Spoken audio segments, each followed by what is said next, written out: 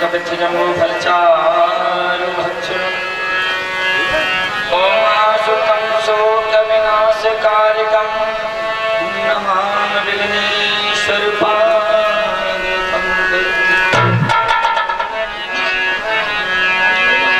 हे मेरे गुरुदेवता करुणा सिंधु करुणा कीजिए ओम धमयाधीन शरण शरण में अब मैं लीजिए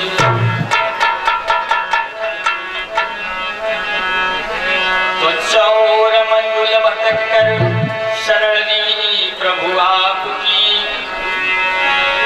चौर मंजुल भटक कर शरण ली प्रभु आपकी पार करना यान करना दोनों मर्जियां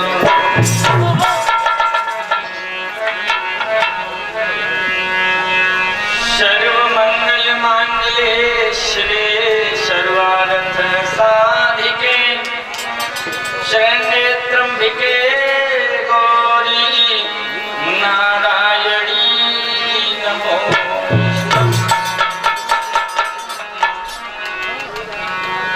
गुरुदेव तुम्हारे चरण की मैंने रजमस्तक लई धारे नाव फंसी मझधार में गुरु खींच लगई हो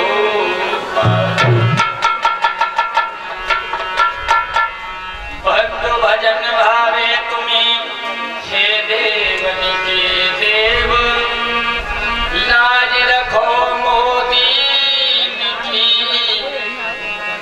मेरे पूज्य गुरु अवधेश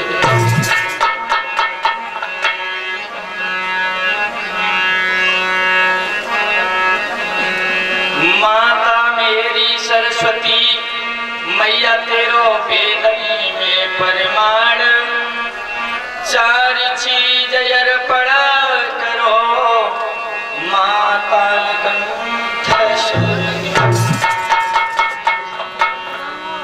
संत हमारी आत्मा और हमें संत शिरमौर कोई सबको सीताराम है अपने अपने धो। आइए भक्तों दो क्षण भगवान गोविंद के चरणों में अर्पण करते हुए हेलो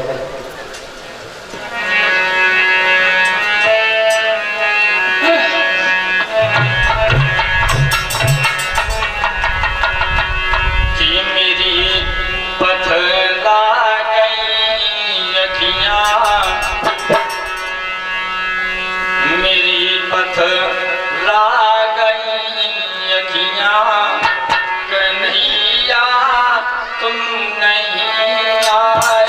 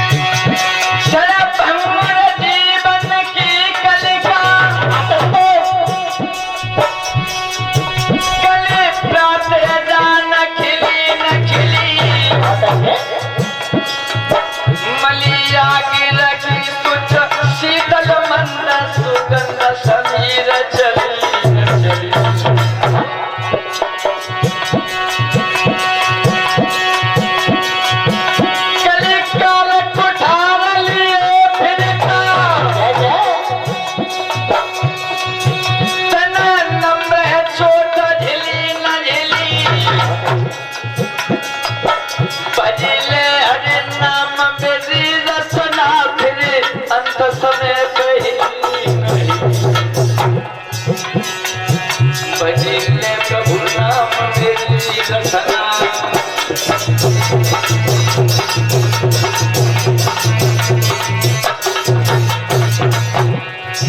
तेरे अंत में पहली नहीं जी।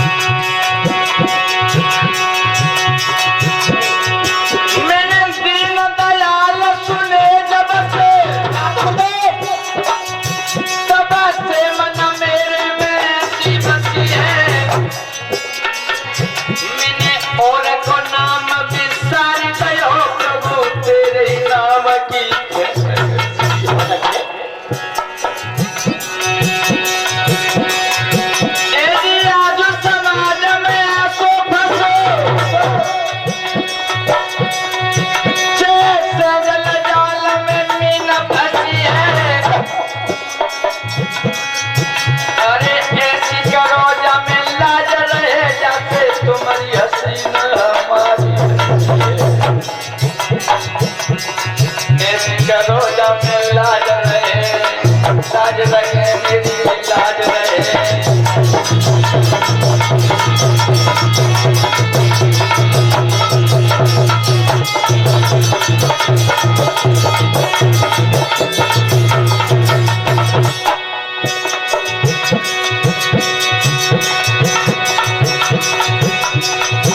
अरे माता सरस्वती गोरख मिलत है मैया कंठा फिर में जाया। अरे फूल हो ज्ञान बता जा मेरी मैया तो घोटे हरी पवन कुमार।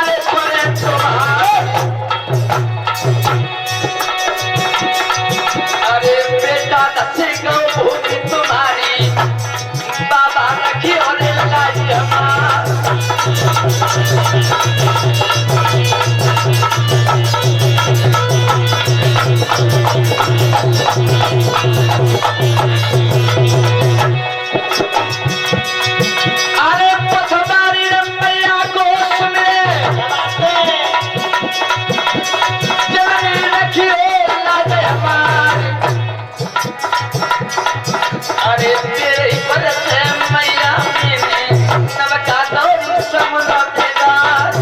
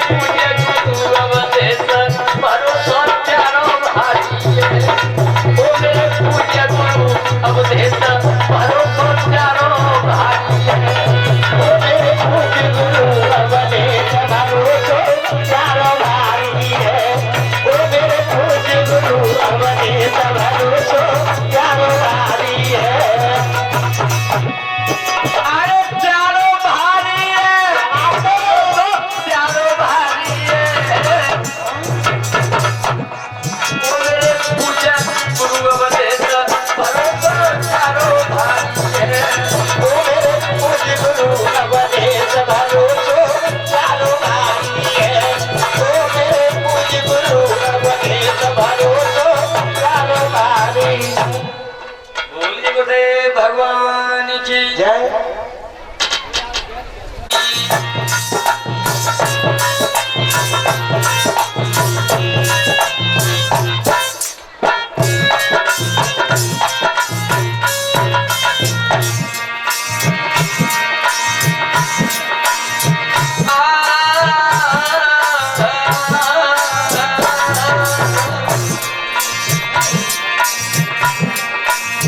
राम कथा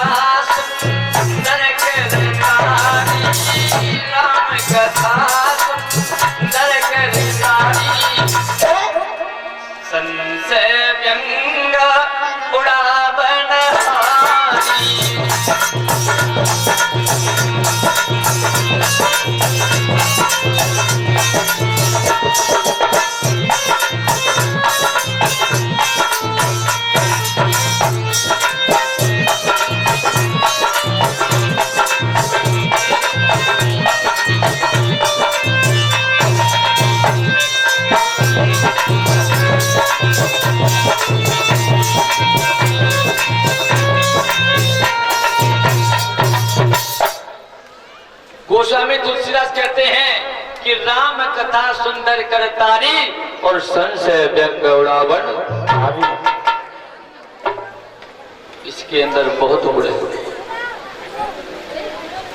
एक व्यक्ति कहता है, जब एक व्यक्ति स्टेशन पर जा रहा था, रेलगाड़ी चलने वाली थी, उसकी पत्नी उसके साथ थी और सबसे पहले जैसे रेलगाड़ी चलने वाली सामान लेकर के खुद घुस गया। जब उसमें घुस गया, ट्रेन छूट गई, पत्नी उसकी स्टेशन पर ले गई खड़ी। अब अंदर जाके रोने लगा और वो नित्य प्रति रामायण का पाठ करता था, रोजाना रामायण पढ़ता था। अब ट्रेन में रोने लगा कि हे भगवान, हम रोज रामायण पढ़ते तो हमारी पत्नी वहां रह गई, हम रोजाना रामायण पढ़ते थे, मैं भगवान राम का भक्त हूं तो मेरी पत्नी वहां रह गई, मैं अपनी पत्नी से बहुत प्रेम करता हूं। एक बड़े बूढ़े बाबा रहे, जैसे हमारे हेड साहब हैं, हमारे हेड बाबा बैठे हैं, ऐसे ही बाबा रहे वृद्ध। उन्होंने कहा, लला हाँ एक बात बताओ, तूने रामायण पढ़ी है? बोले हाँ। तूने रामायण पढ़ी है लेकिन उसका तूने अनुकरण नहीं किया है, रामायण का अनुकरण नहीं किया है।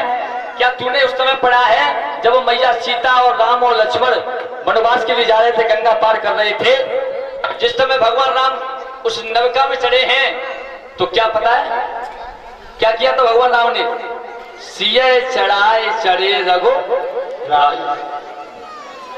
पहले सबसे पहले भार्या सीता को चढ़ाया, तब खुद चढ़े, और तो पहले अपनी घुसड़ी पड़ेगी, फिर तो रहेगी। पहले उसे चढ़ाना चाहिए था ना। हम करते क्या है, हम जो है भागवत को मानते हैं, भागवत की नहीं मानते, रामायण को मानते हैं लेकिन रामायण की नहीं मानते। अरे अपने बड़े बूढ़े बुजुर्गों को मानते हैं लेकिन बुजुर्गों की बात नहीं मानते, संतों को मानते हैं, संतों की नहीं मानते। और होए क्या, इतना बुरा कलयुग आ गया है कि वो मैया सीता थी, बोला कलयुग की सीता देखिए, कलयुग की सीता। एक बार हम फिरोजाबाद में अपने गुरुजी के साथ गए थे, रामलीला मैदान का जब उद्घाटन हो रहा था, उस समय गुरुजी हमारे अपने गुरुजी के साथ में थे। और जब वहां गए तो उस समय वहां रामलीला हो रही थी, और रामलीला के जो वो देखिए आपने, एक घेरा बना लेते, रावटी बना लेते, जिसमें राम हनुमान सीता बनते सब, उसी में जाकर के सब बन रहे थे। तो हमें चैन नहीं पड़ो, हम गए और जैसे अंदर गए हम, तो हमने देखी ला, जब देखे तो सही कहा है, और जैसे ही हमने में वो रावटी को मुंह उठा के देखो पर्दा, तो हम देखो तो सीता जी बैठी बैठी बीड़ी सूत रहे। जय हो कलयुग की सीता मैया, सीता जी बैठी बैठी बीड़ी सूत रही, उसमें क्या प्रभाव पड़ेगा? अरे माता, कोई और नहीं है जिन्होंने इतने सुंदर सुंदर बालकों को जन्म दिया। अरे ध्रुव तुम्हारी कोख से जन्मे, प्रहलाद जैसे भक्त तुम्हारी कोख से जन्मे, कोई और नहीं थे, दूसरी मैया नहीं थी, वो तुम्हें तो थी। झांसी वाली मैया, झांसी वाली रानी का नाम सुना होगा, लक्ष्मीबाई, जिसने अंग्रेजों के साथ लड़ाई लड़ी थी, अंग्रेजों के साथ सर्वस्व न्यौछावर कर दिया था। वो कोई और तो थी, तुम्हें थी, जिसने आजादी दिलाई।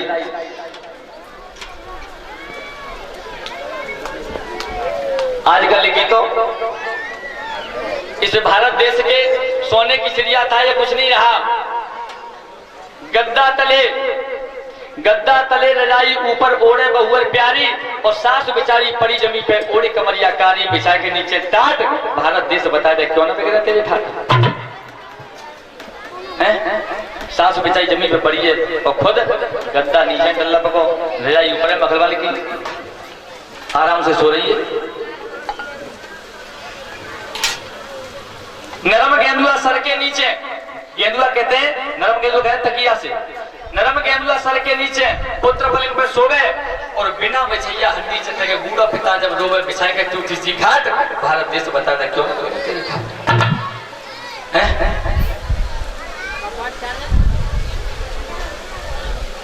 कैसी बहू, कैसे इस भारत का बेड़ा पार हो?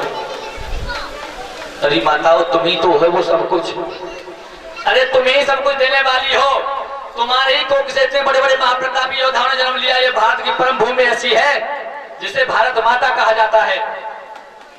किसी देश के आगे भारत माता नाम नहीं है। अमेरिका है, पाकिस्तान है, इंग्लैंड है, क्या ये देशों के नाम है? तुम्हारा ये भारत देश इतना सुंदर देश है जिसमें सर्व सुख है, सारे सुख। जितने भी अवतार हुए हमारे भारत देश में हुए, जितने अवतार हुए हमारे देश में हुए हैं। जो पावन भूमि हमारे देश की हैं, जितनी शक्तियां थी वो हमारे देश में थी। रोजाना ताजा भोजन बनता है तो अपने देश में बनता है। अन्यथा चले जाइए पूना से ऊपर, वहां 7-7 दिन तक भोजन नहीं बनता है, फ्रिज में रख लिया और खा लिया। ये प्रत्यक्ष की प्रमाण बता रहा हूं, मैं गुरु जी के साथ गया था भागवत में। तो भोजन एक दिन बना दिया और फ्रिज में रख दिया, खाते रहो। 7 दिन बड़ी मुश्किल से कटे थे हमारे वहां।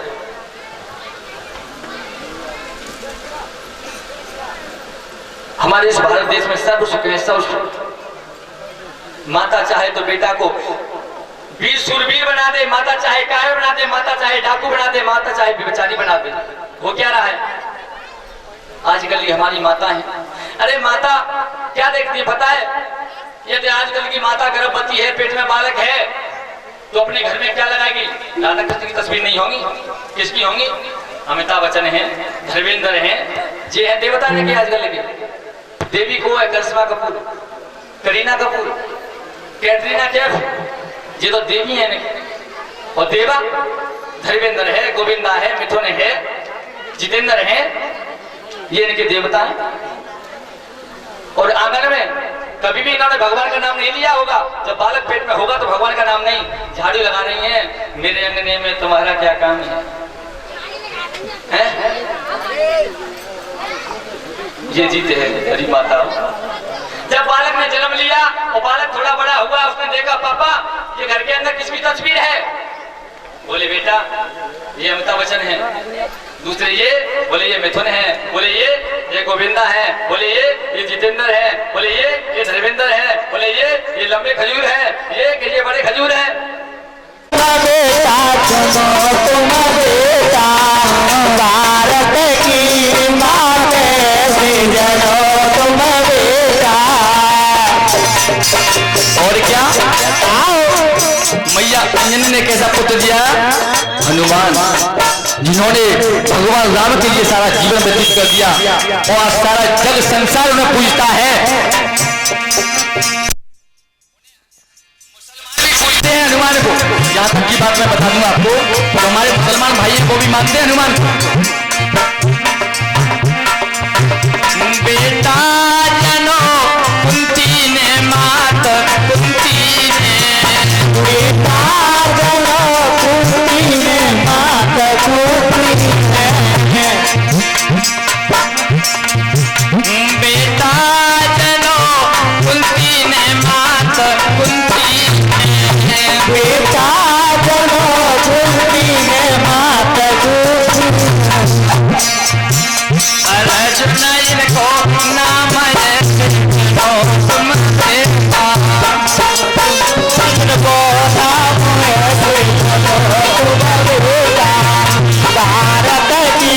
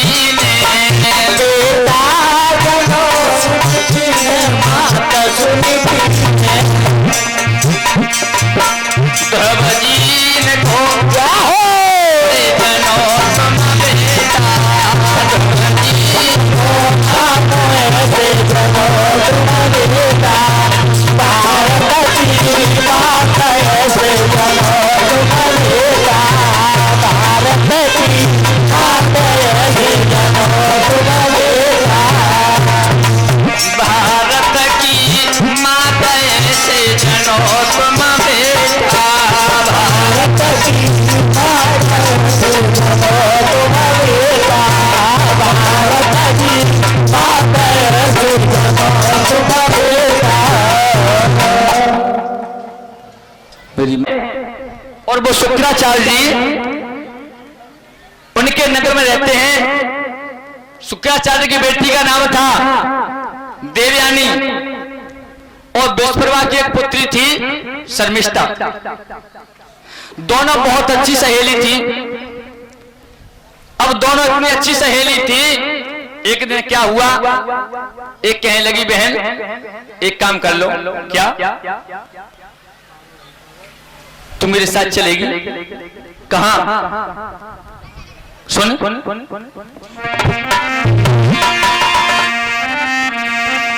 कि चली बहनी गंगा आया चल कोई स्नान बनाया में चले।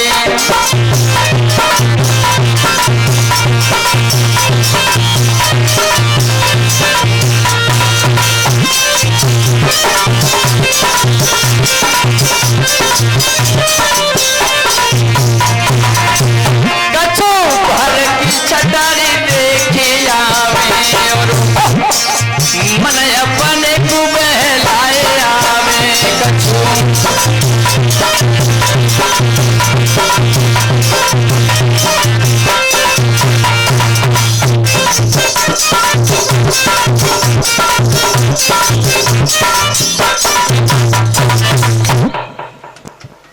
आज उसी समय पर देवयानी ने शर्मिष्ठा से कहा। शर्मिष्ठा बोली ठीक है। शर्मिष्ठा ने कहा देवयानी चलेगी तू? बोली चलूंगी बहन, क्यों नहीं चलूंगी, हम जो सहेली जो हैं। बोले रमण गिरधारी गिरधारी श्याम बनवारी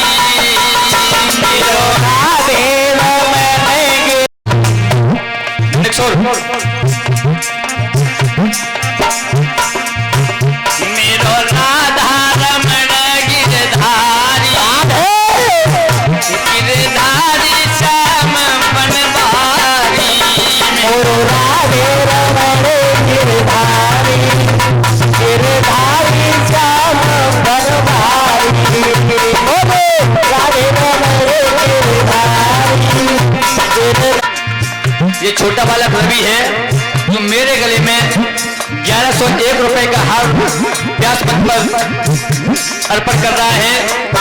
भगवान से प्रार्थना करता हूं कि इसे लंबी उम्र दे और इसके हाथ ऐसे ही दान की ओर अग्रसर होते रहें। जीवन में सुख शांति हमेशा बनी रहे। इस बालक के विद्या संतान से संपूर्ण बना रखें।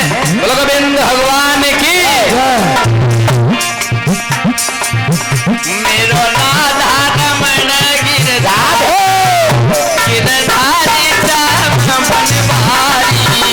मेरो राधा रमण गिरधारी गिरधारी श्याम बनवारी। मेरो राधा रमण गिरधारी गिरधारी श्याम बनवारी। मेरी चुनरी में श्याम मेरी दुल्हन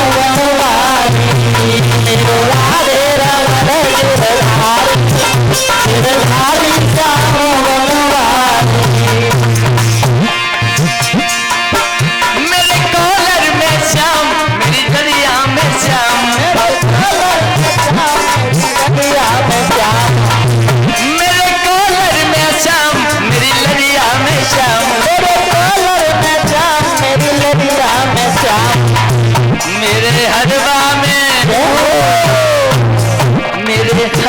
में झलक गिरधारी श्याम बनवारी और राधे रमण गिरधारी गिरधारी श्याम बनवारी और राधा रमण गिरधारी गिरधारी श्याम बनवारी मेरो राधा राधा रमण गिरधारी श्याम बनवारी मेरो राधे रमण गिरधारी गिरधारी श्याम बनवारी बोलो राधे रमण गिरधारी गिरधारी श्याम बनवारी मेरे बाजू में श्याम मेरी करधरी में श्याम मेरे बाजू में श्याम मेरे बाजू में श्याम मेरी करधरी में श्याम मेरे बाजू में श्याम मेरी करधरी में श्याम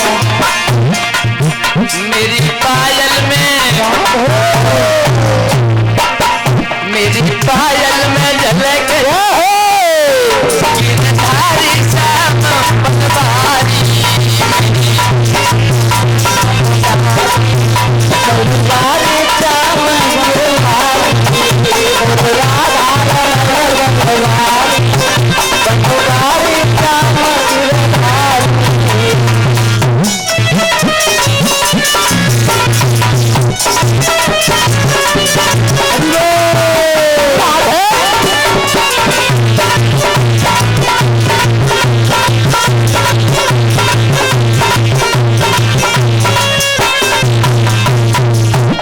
गोविंद भगवान की सखिया रही नाई गोदा महादेव आए सखिया रही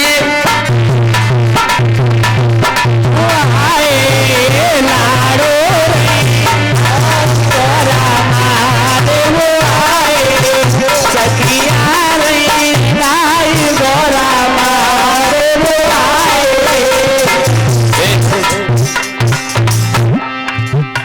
इस माइक की आवाज कम कर, ये कोर्स वाले माइक हैं दोनों की आवाज कम कर, बेस थोड़ा कम कर।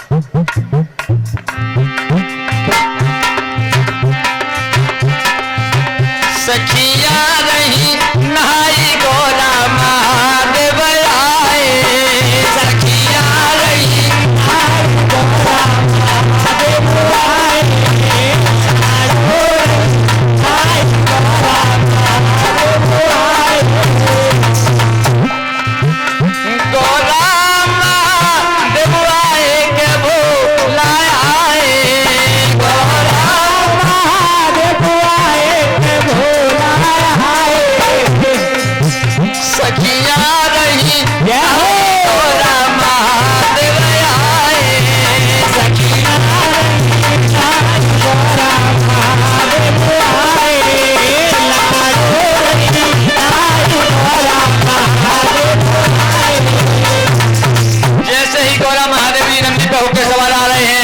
आज उसी समय एक सखी की नजर पड़ गई।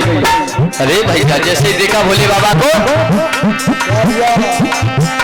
एक बोली चतुर गुजरिया चतुर बितरिया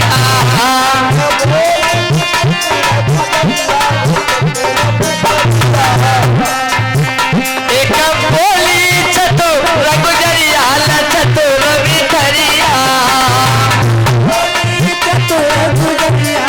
चतुर बितरिया नंगी मती जाओ आए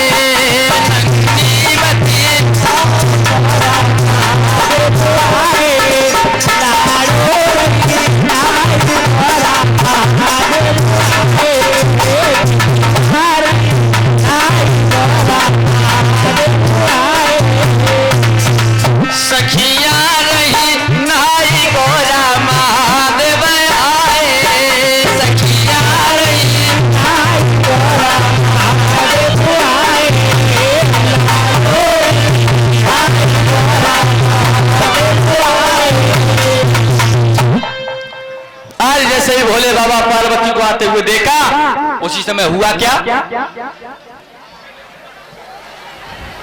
तावे राधा करके प्रेम छिपावे,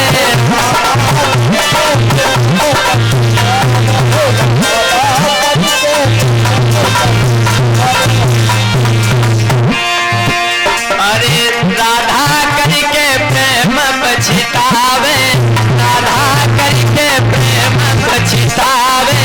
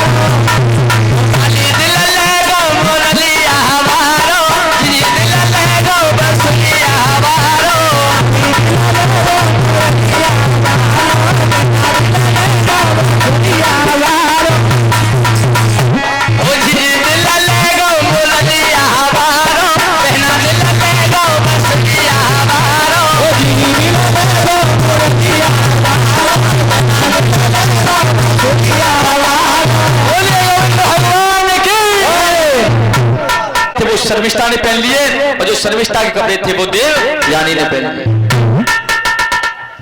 जल्दी में कपड़े पहन लिए, लेकिन उसी समय शर्मिष्ठा जो थी राजा की रानी थी, राजी की बेटी थी विश्वप्रभा की, और देवयानी शुक्राचार्य की बेटी थी। शर्मिष्ठा को क्रोध आया, क्यों नहीं? तू मेरे राज्य में रह करके तू इतनी बड़ी बन गई, तेरी हिम्मत कैसे बड़ी मेरे कपड़ों को पहनने की? बोली बहन देख, हम तुम संग संग खाते हैं, संग संग रहते हैं, संग संग सोते हैं, और कपड़ा पहन ले तो क्या हुई गो, क्या हुई गो कपड़ा पहन ले तो? बोले पागल मत बने, अरे तू भिखमंगे की बेटी है, तेरी क्या औकात है तू मेरे कपड़ों को पहन ले हैं? बोली बहना वो तो धोखे से पहन लिए, अब घर जाके चेंज कर लेंगे। बोले चेंज वेंज करना कुछ नहीं है, तूने कपड़े पहने कैसे मेरे, ये बता पहले तू मुझे। उसके दोनों हाथों में से गलबैया डाली और दोनों हाथों को मोड़ते हुए पीछे की ओर ले गई, और जैसे ही पीछे की ओर ले गई उसी समय जाकर पीछे कुआं था, और कुएं में जाकर कुएं में गिर गई। देवयानी कुएं में गिर गई।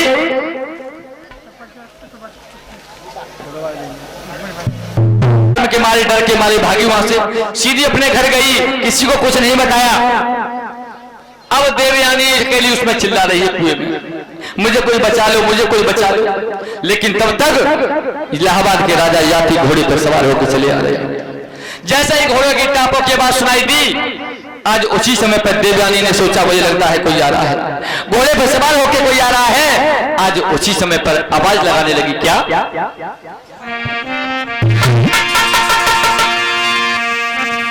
कि घोड़ा बारे ज्वान निकल की जइयो, निकल जइयो, घोड़ा बारे ज्वान निकल।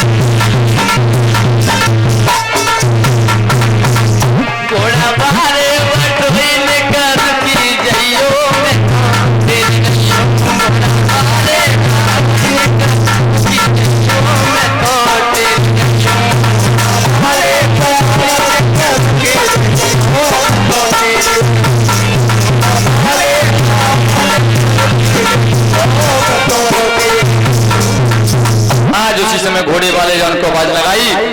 महाराज यात्री ने सोचा कि मुझे लगता है कोई मुझे बुला रहा है, घोड़ा रोक दिया और जैसे ही घोड़ा रोका आज उसी समय पर देखा कुएं में झांक करके तो एक कन्या पड़ी है। आज उसे निकाला और निकाल के जैसे उसकी गलाई पकड़ी और कहा तुम कौन हो? बोली महाराज मैं शुक्राचार्य की बेटी देवयानी हूं, मेरी सखी ने मुझे धक्का मार के इस कुएं में गिरा दिया, इसलिए मैं इस कुएं में गिर गई। बेटी ऐसा करो क्या? अब तुम जाओ। बोले महाराज ये क्या कर रहे हो? स्त्री वो होती है जो एक बार अपनी कलाई किसी के हाथ में दे दे तो दोबारा छुड़ा नहीं सकती। फिर आपने मेरी कलाई पकड़ी है तो इसके कारण आप ही मेरे पिया हो। बोले क्या पागल बन रही है? जान न पहचान, वालेकुम सलाम। मैं कैसे बना सकता हूं तुझे अपनी दुल्हन? और फिर तू ब्राह्मण की कन्या, मैं क्षत्रिय हूं, तेरा मेरा संयोग वियोग कैसे होगा? बोले नहीं महाराज, इसमें कुछ झूठ नहीं है, ये तो संयोग विधि के द्वारा बना हुआ है। क्यों? क्योंकि मुझे भी श्राप है। किसका? बोले एक बार बृहस्पति के पुत्र कच्छ मुनि मेरे पिता शुक्राचार्य पर संजीवनी विद्या सीखने आए थे, और जब वो इतने सुंदर थे उन्हें देख करके मैं आशिक हो गई। मैंने कहा मेरे साथ विवाह कर लो। उसने कहा नहीं करूंगा। क्यों? क्योंकि तुम मेरी गुरु की पुत्री है, मेरी बहन है। बोले नहीं करेगा? नहीं करूंगा। बोले नहीं करेगा? नहीं करूंगा। आज उसी समय उसने क्या किया कि अपने उस मंत्रों की शक्ति के द्वारा उससे मार के और मदरा में दारू में घोल करके अपने पिता को पिला दिया। अब पिता को पिला दिया, अब सोच रही है अब मैं क्या करूं? शुक्राचार्य ढूंढ रहे हैं, कहां गया वो मेरा शिष्य बृहस्पति का पुत्र जो कच्छ था। उसने कहा कहां गया? बोले हाँ, कहां है मेरा शिष्य? अब तो सुता कुलाने लगे। कहते हैं ना कि पिया पिता के पेट में और सुता रही अकुलाए, पिता मरे तो पिया मिले, कोई श्रोता करो विचार। ये यही की बात है, लोग कह देते हैं ना कि बता मेरा अर्थ। इसका क्या अर्थ होता है? इसका यही अर्थ है कि जब देवयानी ने कच्छ को पिला दिया था घोड़ करके, उस समय पर सुता अकुला रही थी। अब क्या करूं? तब कहा शुक्राचार्य जी ने अंदर ही अंदर उसे संजीवनी विद्या पढ़ाई और कहा बेटे मेरे पेट को चीर करके बाहर आ जाओ तुम, और ऐसा करना कि संजीवनी विद्या के द्वारा मुझे पुनः जीवित कर लेना। ऐसा ही किया कच्छ मुनि ने। जब उसने पेट फाड़ के बाहर आए, संजीवनी विद्या के द्वारा शुक्राचार्य जी को पुनः जीवित कर लिया।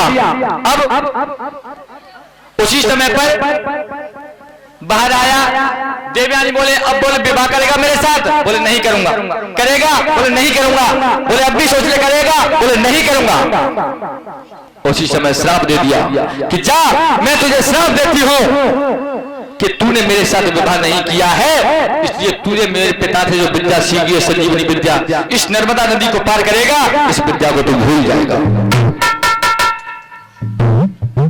कच्छ मुनि ने उसका श्राप शिरोधार्य किया और कहा हे ब्राह्मण कन्या गुरु बहन, मैं भी तुझे श्राप देता हूं। आज तूने मुझे बिना बात के श्राप दिया है, मैं तुझे श्राप देता हूं कि तुझे भी कोई ब्राह्मण कुल में वर्ण नहीं करेगा। तेरा विवाह होगा तो एक क्षत्रिय कुल में विवाह होगा। आज उसी समय बृहस्पति जी अपने पुत्र कच्छ को लेने के लिए आए, नर्मदा नदी के उस पार खड़े हैं। बेटे ने कहा पिताजी वहीं खड़े हो जाओ। क्यों? क्योंकि मुझे श्राप है, मैं उस पार आऊंगा संजीवनी विद्या भूल जाऊंगा, इसलिए आप उसी पार खड़े रहिए।